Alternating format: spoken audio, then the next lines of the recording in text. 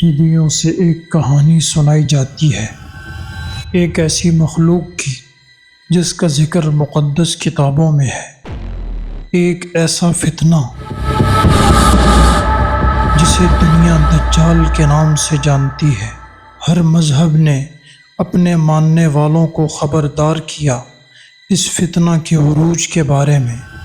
دجال وہ مخلوق ہے جو انسانیت کو گمراہ کرنے آئے گا۔